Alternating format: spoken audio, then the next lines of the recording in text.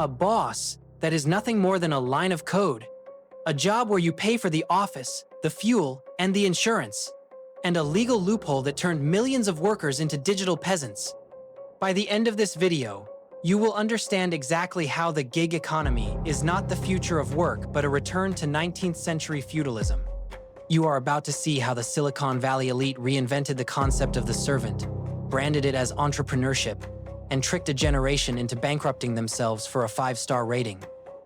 Stop looking at the delivery driver outside your window as unskilled labor. Look at the contract. Look at the precedent. You think this story is about Uber drivers or food couriers. It isn't. It is about you. The model they are testing on the streets today is the model they will apply to your white-collar job tomorrow. You are watching the systematic destruction of the employment contract.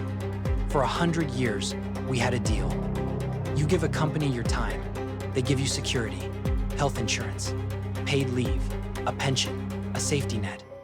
The gig economy burns that contract. It proposes a new deal. You take all the risk. You take all the costs. You take all the liability, and we take 30% of the profit.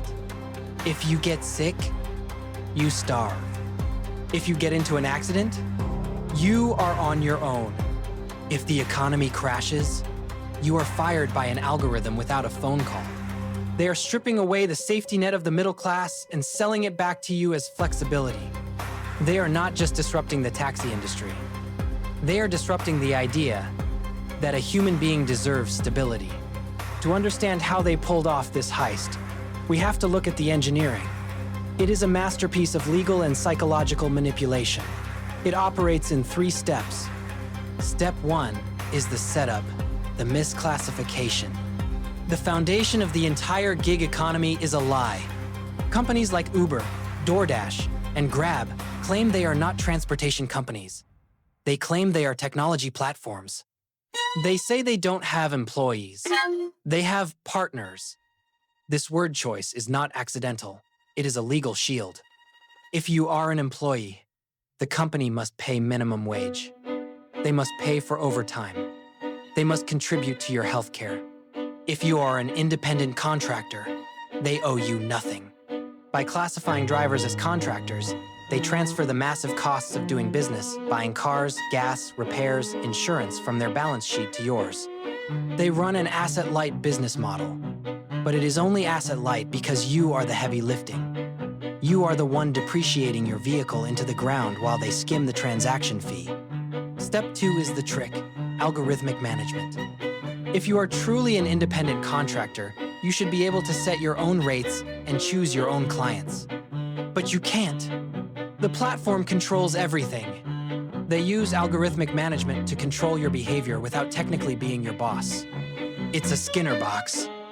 They use gamification streaks, badges, and levels to trick your brain into working longer hours. They use surge pricing to deploy you like a soldier to a battlefield. And if you reject too many bad jobs, if you try to act like a truly independent business owner, they deactivate you.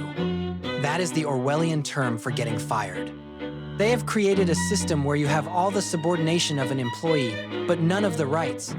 You have a boss who watches your every move via GPS, but refuses to pay for your health insurance. Step 3 is the proof. You want the smoking gun? Look at California, 2020, Proposition 22. The courts were closing in. They were about to rule that drivers were employees. So Uber, Lyft, and DoorDash spent over $200 million, the most expensive ballot measure campaign in U.S. history, to pass Proposition 22. This law successfully carved out a permanent underclass of workers who are denied standard labor protections. They bought the law. They wrote their own regulations to ensure that their exploitation remained legal. And the data shows the result. A study by the UC Berkeley Labor Center found that after expenses, many drivers were earning far below the legal minimum wage. The freedom to be your own boss turned out to be the freedom to earn poverty wages while destroying your own car. So, who gets rich? Because here is the twist. For over a decade, Uber didn't even make a profit. The company was bleeding money. The drivers were barely scraping by. So where did the money go? It went to the exit. It went to the venture capitalists. It went to the founders. It went to the early investors who sold their stock at the IPO. They created a company that subsidized rides to kill the taxi industry, destroyed public transit, and established a monopoly. They cashed out billions of dollars based on the promise of future dominance. Meanwhile, the partners, the drivers, are left holding the bag. When the car breaks down, the driver pays. When the driver gets too old to work, the taxpayer pays for their welfare because the company never paid into a pension. It is a massive wealth transfer from the working class and the public purse to a handful of tech oligarchs in San Francisco. They didn't build a sustainable business. They built a regulatory arbitrage machine. We have been seduced by convenience. We look at our phones, press a button, and a car appears. Press a button, and a pizza arrives. It feels like magic, but it isn't magic. It is arbitrage. The cheap price of that ride is subsidized by the depreciation of a stranger's asset and the desperation of a worker with no other options. We have accepted a return to the master-servant dynamic of the Victorian era, just because it comes with a nice user interface.